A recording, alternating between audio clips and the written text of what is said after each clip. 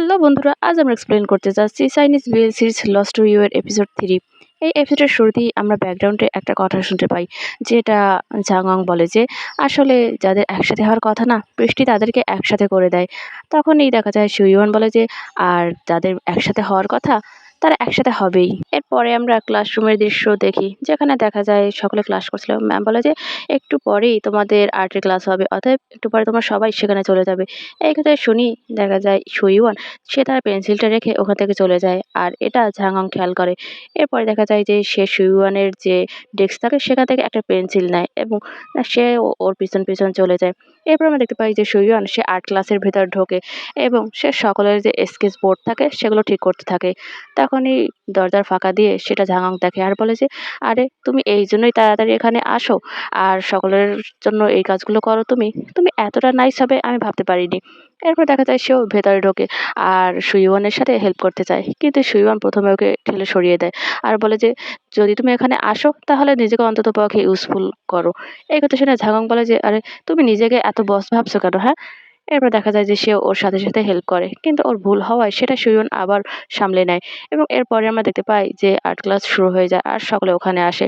Ma'am তখন বলে যে আমাদের যে আর্ট ক্লাস তার জন্য একজন মডেল দরকার, কে হবে? তখনই দেখা যায় যে কেউ হাত তোলে না এবং তখনই ঝাঁঙং তার চেয়ারটা নিয়ে সে সুইওয়ানের কাছে চলে যায় আর বলে যে ম্যাম, সুইওয়ান একদম পারফেক্ট এর জন্য। এই কথা বলার পর ম্যাম একটু ইতস্তত করে, কারণ সে নিতে চাচ্ছিল না ওকে। এবং সে আবার বলে যে আচ্ছা অন্য কেউ কি আসো? তখনই দেখা যায় যে সকলে চুপ করে থাকে, কেউ রাজি হয় না। তখন ম্যাম বলে যে আচ্ছা ঠিক আছে সুইওয়ান, তুমি তাহলে আসো। এবার দেখা যায় যে সুইওয়ান সে ঘরে গিয়ে বসে একটা চেয়ারে এবং তখনই দেখা যায় যে মেয়েরা তারা অন্য কিছু বলাবলি করতে থাকে যে সে কি করে এটা করতে পারবে, সে স্টিফ হয়ে আছে এবং সে একদমই ঠিকমতো বসতে পারছে না। ছেলে মেয়েরা নানাভাবে সুইওয়ানকে ইনসাল্ট করতে থাকে এবং ওর আরো বেশি খারাপ লাগে। এবং তখনই দেখা যায় যে ঝাঙং সে তার সিট থেকে উঠে সরাসরি সে ওখানে চলে যায় আর জানালার পর্দাগুলো সরিয়ে দেয়। এরপরই সে ইওয়ানের কাছে আসে আর ওর হাত দুটো সুন্দর করে প্লেসমেন্ট করে দেয়। এরপরে দেখা যায় যে সে ইওয়ানের মুখটা তোলে এবং ওর মুখটা তুলে সেটা একদম স্ট্রেট করে দেয়, যার কারণে ওখানে সকলেই একদম অবাক হয়ে যায় এবং তারা এতটা পরিমাণে অবাক হয় যে কারো হাত থেকে রাবার বা কারো হাত থেকে পেন্সিল এগুলো নিচে পড়ে যায়। এরপরেই দেখা যায় যে ঝাঙংয়ের খেয়াল হয় এবং সে তার সিটে এসে বসে। ঝাঙা খুব মনোযোগ দিয়ে ইওয়ানের স্কেচ আঁকতে থাকে। তখনই দেখা যায় ইওয়ান একবার ওর দিকে তাকায়, কিন্তু তারপরে চোখ ফিরিয়ে নেয়। এরপর একটা ঢোক গেলে এরপরে আমরা দেখতে পাই যে হিয়ে নামের যে মেয়েটা থাকে সে তার বোর্ডের উপর অনেকগুলো রং পড়ে যায় ভুলবশত এবং সে একটু বিরক্ত হয়। তারপরে দেখা যায় সে বলে যে আচ্ছা এরকম ব্যাড লাক কেন আমার? তখনই পাশের মেয়েটা বলে যে জিনেক্সের কারণে। এরপরে আমরা দেখতে পাই যে অপর একটা ছেলের বোর্ড পড়ে যায় এবং সে বলে যে আচ্ছা আজকে আমার সাথে এরকম কেন হচ্ছে? তখনই ওই সেই মেয়েটা বলে যে আসলে তোমার সামনে তো আজকে জেনেক্স বসে আছে এর জন্য। তারপরে দেখা যায় যে অপর একটা ছেলে সে কিছু একটা তুলতে নিলে বোর্ডের সাথে তার মাথায় আঘাত লাগে এবং তার জন্য তারা ইওয়ানকে ব্লেম করে। আর এটা ঝাঙা কিছুতেই নিতে পারছিল না। আর এইসব কথা শুনে ইওয়ান উঠে দাঁড়ায় আর বলছে টিচার আমি জাস্ট আমার সিটে গিয়ে বসছি। ঝাঙাও উঠে দাঁড়ায় আর বলে যে একদমই না। এরপর সে ইওয়ানের কাছে যায় আর সকলের দিকে তাকায় আর বলে যে হিয়া, আমার মনে পড়ে যে গত ক্লাসেও তোমার সাথে এরকম হয়েছিল, তাই না? মেয়েটা চুপ করে থাকে। অন্য মেয়েটাকে বলে যে এইসেল, এখানে সকলের স্কেচ বোর্ডই এক, তাহলে তোমারটা আলাদা হয় কি করে? আর তুমি তাকে কি করে ব্লেম করতে পারো? তুমি ঠিক মতো ড্র করতে পারো না, সেটা তোমার দোষ। আর এটা যে পড়ে গেছে তার জন্য ব্যাড লাক তুমি কাকে দেবে? এবং তোমরা কি জানো যে কাকে তোমরা ব্লেম দিচ্ছ? এরপর সে একবার ইওয়ানের দিকে তাকায়, ইওয়ান চুপ করে থাকে। ঝাঙাং তখন আবার সামনের দিকে তাকায় আর বলে যে তোমরা কি জানো যে তোমাদের ড্রয়িং বোর্ডগুলো কে সাজায় এরকম করে এবং তোমাদের জন্য সেট করে রাখে? সকলে চুপ করে থাকে এবং তখনই দেখা যায় যে যখন আবার বলে যে প্রত্যেক আর্ট ক্লাসের আগে সে তোমাদের জন্য সবকিছু সেট করে রাখে যাতে তোমাদের কোনো সমস্যা না হয়, আর তোমরা তাকেই ব্লেম করছো, তাকে জিনেক্স বলছো। এরপর সে আরো যোগ করে যে যদি তোর এটা ব্যাড লাক হয়েই থাকে তাহলে সেটা তোমাদের ব্যাড লাক, আর তোমাদের কোনো সমস্যার কারণে তোমরা তাকে ব্লেম করো, সে ফাইট ব্যাক করে না এই জন্য। এই কথা শোনার পর দেখা যায় যে সকলে আবার চুপ করে থাকে আর ঝাঙং সে ইউয়ানের দিকে আবার তাকায় আর বলে যে তুমি বসো, আমার আর্ট করা এখনো শেষ হয়নি। এই কথা বলেই সে ইউয়ানকে ওখানে আবারও বসিয়ে দেয়। এরপর সে নিজের স্কেচের কাছে এসেও আবার ফেরত যায়। হিয়া নামের যে মেয়েটা থাকে ওর স্কেচে যে রং পড়ে সেখান থেকে একটু রং নিয়ে এসে নিজের জায়গায় বসে পড়ে আর সেই রংটুকু সে ইউয়ানের ঠোঁটে লাগিয়ে দেয় এবং নিজে নিজেই একটু মনে মনে হাসে। এরপরে আমরা দেখতে পাই যে ওদের আর্ট ক্লাস যেটা সেটা শেষ হয়ে যায় এবং টিচার ওখান থেকে চলে যায় আর সকলে যাওয়ার প্রস্তুতি প্রস্তুতি নেয়। সকালে সবকিছু গোছাতে থাকে। ইউয়ান সে উঠে চলে যেতে নিলেই দেখা যায় যে একে একে যে ছেলেমেয়েরা ওকে অপমান করেছিল, ওকে টিজ করেছিল, তারা এসে সরি বলে। ঝাংং এবার ইউয়ানের কাছে যায় আর ওর পেন্সিলটা ওকে ফেরত দেয়। ইউয়ান সে ওই পেন্সিলের গোড়াটার দিকে একবার তাকায়, কারণ সেটা কামড়ানো ছিল, যেটা ওর একদমই স্বভাব না। সে বুঝতে পারে যে ঝাংং এটা করেছে। এরপরই আমরা দেখতে পাই যে ক্লাস শেষ হয়ে যায় এবং সকলে বাড়ি যাওয়ার উদ্দেশ্যে রওনা করে, কিন্তু তখনই প্রচণ্ড পরিমাণে ঝড় হচ্ছিল বাইরে। আর ইউয়ান সে ছাতা নিয়ে হাঁটতে থাকে। একটু দূরেই সে ঝাংংকে দাঁড়িয়ে থাকতে দেখে এবং সে ভাবে যে সে ওকে নিয়ে যাবে ওখান থেকে, কিন্তু কাছাকাছি যেতেই দেখা যায় যে অন্য একটা ছেলের ছাতার নিচে ঝাংং ঢুকে যায়, যার কারণে দেখা যায় ইউয়ান সে একটু থমকে যায় এবং দেখা যায় যে সে এটা অ্যাভয়েড করে চলে যেতে থাকে। ঝাংং সামনে হাঁটছিল আর তার সাথে সেই ছেলেটার সাথে কথা বলছিল, আর পেছনে হাঁটতে হাঁটতে ইউয়ান সেগুলো শুনছিল। হঠাৎ করেই ঝাংং থেমে যায়। ওর থেমে যাওয়া দেখে ইউয়ান অন্যদিকে ঘুরে যায়। এরপর সে সামনে তাকায়, কিন্তু ঝাংংকে আর দেখতে পায় না। না দেখে সে আবার সামনে হাঁটা শুরু করে, কিন্তু তখনই পেছন থেকে ঝাংং এসে ওর ছাতার নিচে ঢোকে আর বলে যে, আরে তুমি ছাতা এনেছো, আমাকে বলোনি কেন? আর তুমি একা একাই বা হাঁটছো কেন? এই কথা বলার সাথে সাথেই ঝাংং একটা হোঁচট খায় আর ইউয়ান বলে যে, ঠিক এর জন্যই বলিনি। তখন ঝাংং বলে যে, আমি এসব স্টাফ বিশ্বাস করি না। চলো এখন থেকে একসাথে হাঁটি, আর আমি এত ভয়ও পাই না। তাছাড়া আমরা তো একই দিকে যাচ্ছি, তাই না? এই কথা বলেই ওরা হাঁটা শুরু করে। এরপরে আমরা দেখতে পাই ওরা সাগরের পাশ ঘেঁষে হাসছে এবং দেখা যায় যে ঝাংং সে বলে যে, আচ্ছা আর্ট ক্লাসে যা হলো তার জন্য কি তুমি একটুও রাগি না? তখনই দেখা যায় ইউয়ান বলে যে, আমি এসবে অভ্যস্ত, সমস্যা নেই। এই কথা শুনে ঝাংং বলে যে, আচ্ছা তারা তোমাকে জিনিক্স বলে আর বলে যে তোমার সংস্পর্শে আসলে তাদের ব্যাড লাক হয়, এটা তো তোমার কিছু যায় আসে না? তখনই দেখা যায় ইউয়ান বলে যে, না, তাদেরকে এসব বলতে দাও, এগুলো আমাকে একদমই ইফেক্ট করে না। তখন ঝাং ওকে ডাক বাজায়, শুইয়ান এমন কিছু আছে যা তুমি কেয়ার করো? ইউয়ান বলে যে, হ্যাঁ, আমি আমার ফ্যামিলির প্রতি কেয়ার করি। তখন ঝাং বলে যে, আমার গ্র্যান্ডমা, তার প্রতি তুমি কেয়ার করো? তখন ইউন বলে যে, হ্যাঁ করি তো। সে আমার প্রতি সবথেকে বেশি দয়ালু ছিল। আর এই কারণেই আমি তোমাকে অনেক বেশি হেট করি। ঝাংং বলে যে, কেন? ইউয়ান তখন বলে যে, কারণ আমার মনে হয় না তুমি ওই বৃদ্ধ মহিলাকে এতটা ভালোবাসো বা কেয়ার করো, যে তোমাকে অনেক বেশি ভালোবাসতো। যদি তুমি কেয়ার করতে, তাহলে কেন তুমি তার শেষ সময় আসলে না? এতগুলো বছর তুমি কেন তার সাথে দেখা করতে আসলে না? ঝাংং, তোমার কি কোনো রিগ্রেট আছে? এই কথা শোনার পর ঝাংং বলে যে, কি বলছো তুমি? তখনই ইউয়ান আবার বলে যে, তোমার গ্র্যান্ডমাকে শেষবারের মতো না দেখতে পারার। দেখা যায় ঝাংং রেগে যায় আর বলে, এটা তোমার দেখার বিষয় না। এরপরই সে পকেট থেকে সিগারেট বের করে এবং সেটা ধরিয়ে সে টানতে থাকে। ইমন তখন আরো বলে যে, আমি তোমাকে কষ্ট দিতে চাইছি না, কিন্তু কিছু ব্যাপার আমাকে ভাবাচ্ছে। তুমি যখন হোমটাউনে ফেরত আসলে, তুমি তোমার গ্র্যান্ডমার সেই পুরোনো বাড়িতে গেলে এবং সেখানে তোমার হাইট মাপার যে ফ্রেমটা ছিল সেটা তোমার মনে আছে এবং ওই গাছটার কথাও মনে আছে যে সেটা লাগিয়েছিল, এবং তোমার অরেঞ্জ ক্যাটের কথাও মনে আছে। এই জন্যই আমি তোমাকে জিজ্ঞাসা করতে চাই যে, যদি তুমি তাকে এতটাই মিস করো এবং তার কথা এতটাই ভাবো, তাহলে তার শেষ সময় তুমি কেন আসলে না এবং সে মরে যাবার পর কেন আসলে? তখনই সিগারেটটা ফেলে দেয় ঝাঙাং আর বলে যে, স্টপ, থামো তুমি। তোমার কি মনে আমি আসতে চাইনি? আর আমি যখনই আসতে চেয়েছি তখনই আমার বাবা আমাকে না করেছে এবং বলেছে এখানে কারোর সাথে কোনো সম্পর্ক না রাখার জন্য। আর যখনই আমি আসার কথা বলেছি তখনই সে আমাকে বাধা দিয়েছে। এবং এই কথা বলার পর দেখা যাচ্ছে সামনের দিকে তাকায় আর বলে যে, এবং যখন আমার গ্র্যান্ডমা মারা গেল তখনই আমি বুঝলাম যে আমার জীবন থেকে সবথেকে ইম্পর্টেন্ট ব্যক্তিটা হারিয়ে গেছে।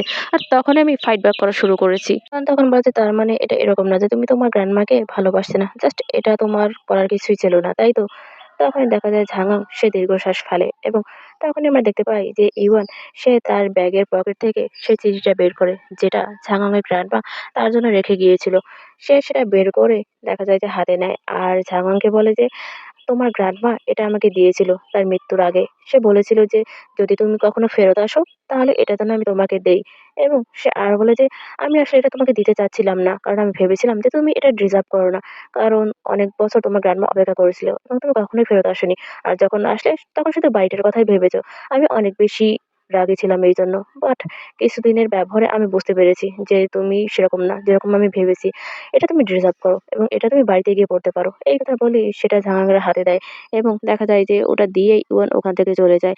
ঝাঙাং একবার সেদিকে তাকায়, তারপর সে চিঠিটার দিকে তাকায় যার উপরে লেখা থাকে ফর ঝাঙাং। এরপর দৃশ্যে আমরা দেখতে পাই যে জানশু সে বিয়ানিকে টিচিং দিতে থাকে এবং একটা ম্যাথ করার পর বলে যে, এটা কি তুমি বুঝতে পেরেছো? তখনই দেখা যায় যে বিয়ানি সে বলে যে, একদমই না, বুঝতে পারিনি। তখন ঝানসু বলে যে, তুমি কোন জায়গা দিয়ে বুঝতে পারোনি? তখনই দেখা যায় যে বিয়ানি সে বলে যে, আমি কোনোটাই বুঝতে পারিনি। তাছাড়া আমি স্কুল স্টাফ থেকে দূরে থাকতে চাই এবং এটা একদমই করতে চাই না। তখনই ঝাংশু সে ওর সামনে দাঁড়ায় আর বলে যে, "তোমার যে ডেপ্ট সেটা আমি পে করে দিয়েছি এবং তার পরিবর্তে তোমাকে কি করতে হবে সেটা তো তুমি জানো। তুমি রাজি হয়েছিলে এটা করার জন্য।" তখনই বিয়ানি বলে যে, "আচ্ছা, আমি যদি এখন সেটা ব্যাকআপ করে নেই তাহলে তুমি কি বলবে যে এই স্টুপিড যে প্রবলেম এগুলো সলভ করে কি হবে? আমার মা কি তাড়াতাড়ি ভালো হয়ে যাবে? নাকি যে ডেপ্ট কালেক্টর তারা আসা বন্ধ করবে?" ঝাংশু তখন বলে যে, "আমি তোমাকে অপশন দিয়েছিলাম যাতে করে তুমি তোমার অবস্থার পরিবর্তন করতে পারো এবং তোমার এই জীবন থেকে পালিয়ে যেতে না হয়।" তখনই দাঁড়িয়েই যায় বিয়ানি আর বলে যে, "অপশন তোমার মতো যাতে করে তুমি এই ডাম্পে চলে আসতে পারো নাকি আমার বাবার মতো যে সবকিছু গুছিয়ে চলে গিয়েছিল?" ঝাংশু তখন বলে যে, "তোমার ফ্যামিলির সিচুয়েশন আমি জানি না। কিন্তু তার কারণে তুমি নিজের উপর গিভ আপ করতে পারো না।" এই কথা শুনেই বিয়ানি ওর কাছে আসে এবং বলে যে, "তুমি লেকচার দেওয়া বন্ধ করো যেহেতু তুমি কিছু জানো না এবং বুঝতেও পারো না।" এই কথা বলে বইটা ছুঁড়ে মারে আর বলে যে, "স্টুপিড প্রবলেম, স্টুপিড টাউন আর তোমার মতো মানুষকে আমি অনেক বেশি হেট করি আর এটা আমাকে অনেক বেশি সিক বানিয়ে দিচ্ছে।" এই কথা বলেই সে তার ব্যাগ নিয়ে ওখান থেকে চলে যায়। আর ঝাংশু সে বিরক্ত না হয়ে বরং চিন্তা করতে থাকে। এরপরের দৃশ্যে আমরা দেখতে পাই যে ঝাংং সে তার সেই চিঠিটা নিয়ে সাগর পাড়ি একটা পাথরের উপর বসে পড়ে এবং সেটার দিকে তাকায়। আস্তে আস্তে করে সে সেই চিঠিটা খুলে পড়তে থাকে। চিঠিটায় লেখা থাকে যে, "ডিয়ার ঝাংং, যখন তুমি এই চিঠিটা পড়বে তখন গ্রানি অনেক দূরে চলে যাবে। তুমি একদমই কষ্ট পাবে না।" এরপর সারা বলে যে, "আমার জীবনে তোমাকে গ্র্যান্ডসন হিসেবে পাওয়াই সবথেকে বেস্ট মোমেন্ট ছিল আমার জন্য। আর বাড়ির ব্যাপারটা তুমি ফ্যামিলিকে একদমই দোষ দিবে না। তারা এটা নিতে চায়নি। আমি তাদেরকে জোর করেই এটা দিয়েছি। ইওনের মা সে অনেক রাফ সময় পার করছে। আর সিওন সে অনেকটা তোমার মতোই ছেলেবেলার মতো। কিন্তু তোমার থেকে অনেক বেশি চুপচাপ। সে সবকিছু সহ্য করতে পারে। এছাড়া যত গসিপ হয় সেগুলো নাইবের মতো। কিন্তু সে সবকিছু সহ্য করে নেয়।" এরপর সে আরো বলে যে, "তোমার বাবার যে হৃদয় সেটা এখন হংটাউনে নেই। বাট গ্রানি জানে যে তোমার হৃদয়ের কোথাও না কোথাও এখানের জন্য ভালোবাসা রয়েছে। এই সাগরের জন্য ভালোবাসা রয়েছে। এই বাড়িটা ফ্যামিলিকে দেয়া মানে ওটা তোমার কাছে দেয়ার মতোই।" এরপর সারা বলে যে, "তুমি এবং শাওয়ান তোমরা অনেক লনলি চিলড্রেন। আর তোমরা একে অপরকে দেখে রাখতে পারবে। তোমরা সুন্দর একটা ফ্যামিলি বের করতে পারবে। আর পাসবুকটা সেই আগের জায়গায় আছে। পিন তোমার বার্থডে। আর এটা হয়তো বেশি টাকা না। গ্রানি এটাই তোমার জন্য সেভ করতে পেরেছে। তুমি যাতে খুশি এই টাকাটা ইউজ করতে পারো। অহং, তুমি অবশ্যই ঠিক টাইমে খাবে। আর শীতের সময় নিজেকে উষ্ণ রাখবে। আর কখনোই তোমার বাবার মতো ওরকম মন খারাপ করো না। গ্রানি সবসময় তোমাকে ভালোবাসবে।" এই চিঠিটা পড়ার পরেই দেখা যায় যে ঝাংং সে অঝরে কান্না করতে থাকে এবং ইউয়ানের সাথে করা ব্যবহারগুলো তার মনে পড়তে থাকে যে সে কতটা খারাপ ব্যবহার করেছে এই বাড়িটার জন্য তার সাথে। এরপরে দেখা যায় যে সে দৌড়াতে থাকে। বাহিরে অনেক বেশি ঝড় আর বিদ্যুৎ চমকাচ্ছিল। সে ইউয়ানের বাড়ির দিকে যেতে থাকে। যখনই সে ও বাড়ির সামনে এসে পৌঁছায় তখনই ভেতর থেকে ইউয়ান আর তার মায়ের কথা শুনতে পায় যে তার মা ডকে কাজ করতে যাবে। তাদের যে কিছুটা ঋণ আছে সেটা পরিশোধ করার জন্য।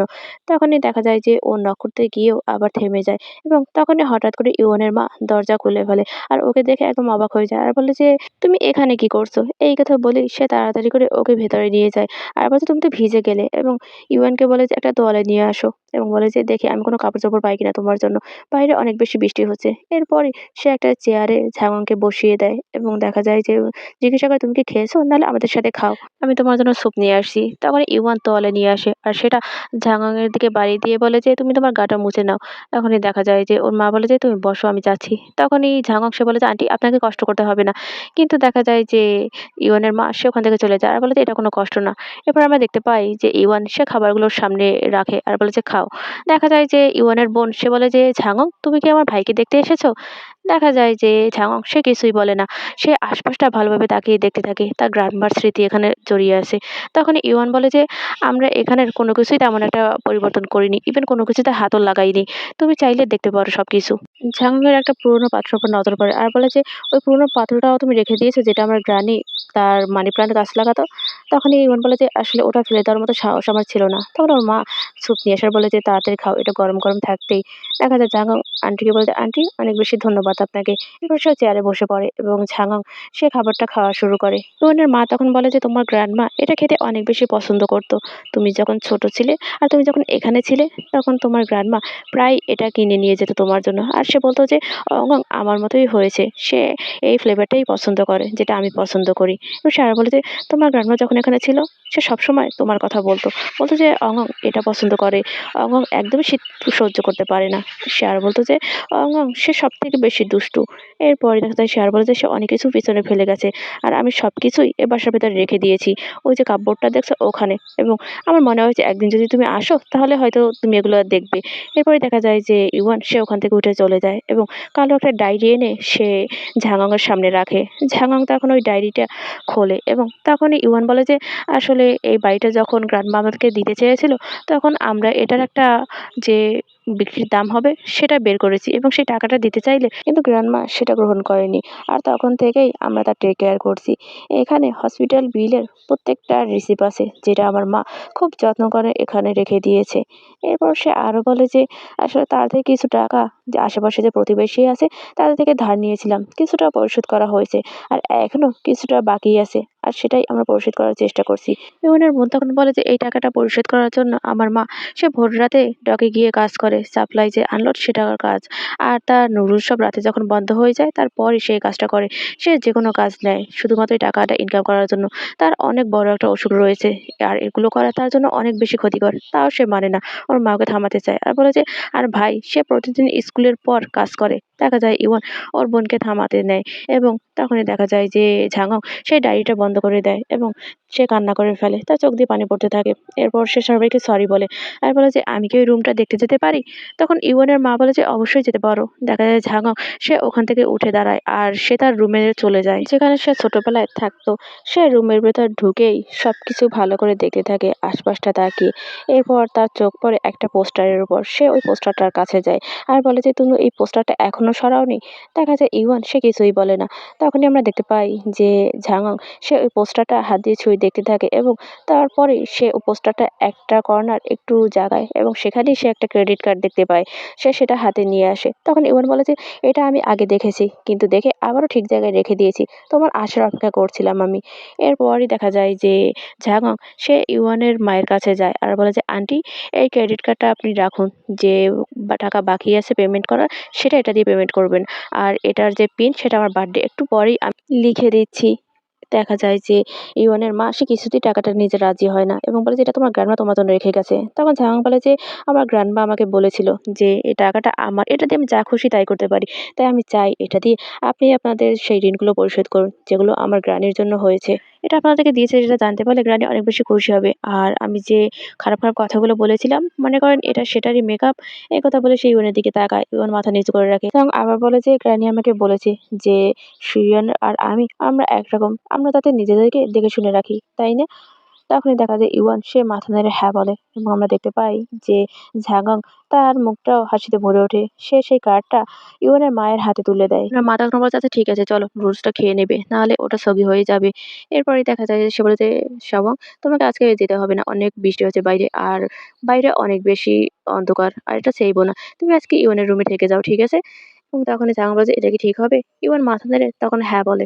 এরপরই আমরা দেখতে পাই যে ঝাঙং সেও ওর মাকে হ্যাঁ বলে এবং এদিকে আমরা দেখতে পাই ইওনের বোন যে এখানে বিএল ফ্যান আমার মতো সে অনেক বেশি খুশি হয়ে যায়। ঝাঙং শাওয়ার নিয়ে বের হয়। সে যে জামাকাপড় পরে ইওন তাকে দেখে বলে যে, "ওগুলো কি তোমার গায়ে ঠিক মতো লেগেছে?" তখনই ঝাঙং বলে যে, "হ্যাঁ লেগেছে বাট একটু শর্ট।" তখনই দেখা যায় যে ইওয়ান সে একটা বক্স দেখিয়ে বলে যে, "এগুলো তোমার গ্র্যান্ডমা তোমার জন্য রেখে গেছে। তুমি এগুলো দেখো আমি শাওয়ার নিয়ে আসছি।" এই কথা বলে সে শাওয়ার নিতে চলে যায়। আর ঝাঙং সে ওই বক্সটার কাছে যায় আর সেগুলো দেখতে থাকে। তার ভিতরে অনেকগুলো কাগজ ছিল এবং একটা ছবিও ছিল তার গ্র্যান্ডমা আর তার। সেটাই সে দেখতে থাকে। এরপর হচ্ছে আমরা দেখতে পাই যে ঝাঙং সে উপরে শোয় আর ইওয়ান সে নিচে বিছানা করে সেখানে শোয়। তখন দেখা যায় যে ঝাঙং সে ইওয়ানকে ডাকে আর বলে যে, "থ্যাংক ইউ।" ইওয়ান তখন বলে যে, "তুমি আমাকে থ্যাংকস কেন দিচ্ছ?" তখন ঝাঙং বলে যে, "আমার গ্র্যান্ডমার খেয়াল রাখার জন্য।" তখন ইওয়ান বলে যে, "কিন্তু গ্র্যান্ডমাই আমার খেয়াল রেখেছে। আমার মা আমার বোনের পাশাপাশি একমাত্র সেই ব্যক্তি যে আমার পাশে ছিল। সকালে আমাকে জিনোক্সের মতো ট্রিট করলেও সে আমাকে করেনি। সে সবসময় আমাকে বন্ধুর মতো ট্রিট করেছে। আর আমাকে ফ্যামিলি মেম্বার মনে করেছে।" ঝাঙং তখন ওর দিকে ঘুরে শোয় আর বলে যে, "তার মানে যদি গ্র্যানি তোমাকে ফ্যামিলির মতো ট্রিট করে তাহলে আমিও তো তোমার ফ্যামিলি, তাই না?" তখনই দেখা যায় ইওয়ান সে বলে যে, "কে তোমার সাথে ফ্যামিলি হতে চাইবে?" এই কথা শুনেই ঝাঙং বলে যে, "আচ্ছা ঠিক আছে। যদিও আমরা ফ্যামিলি না হই তাহলে আমরা বন্ধু তো হতে পারি এখন থেকে, তাই না?" এই কথা বলেই সে তার হাতটা বাড়িয়ে দেয় পিঙ্কি প্রমিসের জন্য এবং বলে যে, "কাম অন, আমাকে তুমি পিঙ্কি সোয়ার করো যে আমার সাথে তুমি বন্ধুত্ব করবে।"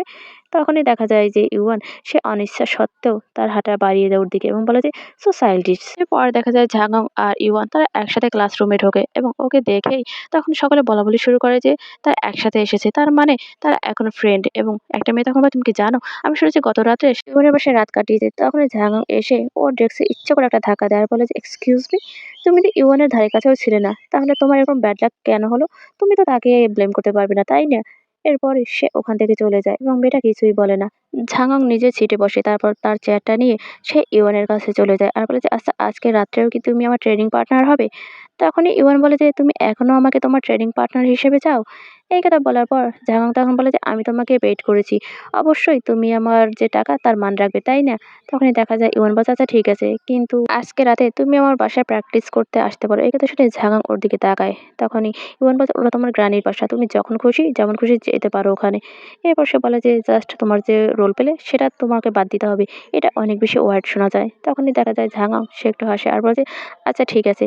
এরপর আমরা দেখতে পাই ইওয়ান সে লেখা শুরু করে এবং দেখা যায় এই ঝাংহং সে ওর দিকে তাকায় আর বলে যে, "আচ্ছা তোমার কাছে কি একটা কলম হবে?" তখন ইওয়ান বলে যে, "হ্যাঁ হবে।" এই কথা বলে তার কলমের থেকে সে একটা কলম ঝাংহংকে দেয়। ঝাংহং লেখা শুরু করে। তখনই ইওয়ান ওর দিকে তাকায় আর বলে যে, "আরে তুমি কলম এভাবে কেন ধরছো? কলম এভাবে তো ধরতে হয় না।" তখনই ঝাংহং বলে যে, "তাহলে কিভাবে ধরবো?" ইওয়ান ওকে শিখিয়ে দেয় যে ঠিক কিভাবে কলম ধরতে হবে। এরপরই বলে যে, "তুমি যদি ঠিকভাবে কলম না ধরো তাহলে তোমার হাতের লেখা খারাপ হবে।" এই কথা বলার পরই তারা দুজনে আবারও লেখাপড়া করতে থাকে। হঠাৎ করেই দেখা যায় যে ঝাংহং সে ওর মুখের কাছে চলে আসে এবং তখন ইওয়ান বলে যে, "তুমি কি করছো?" তখন ঝাংহং বলে যে, "তোমার কাছে কি কোনো ক্যান্ডি হবে? আমি একটা চাই।" তখন ইওয়ান তার পকেট থেকে একটা ক্যান্ডি বের করে ঝাংহংয়ের দিকে বাড়িয়ে ধরে আর ঝাংহং সেটা হাতে নেয়। এরপর বলে যে, "থ্যাংকস।" এরপর সে ওই চকলেটটা খুলে একটু স্মেল নেয়। তারপর সেটা মুখে পুরে ফেলে। আর এই চ্যাপ্টারটা এখানেই শেষ হয়ে যায়। ভিডিওটি ভালো লাগলে অবশ্যই লাইক, কমেন্ট আর সাবস্ক্রাইব করে পাশে থাকবেন। ধন্যবাদ সবাইকে।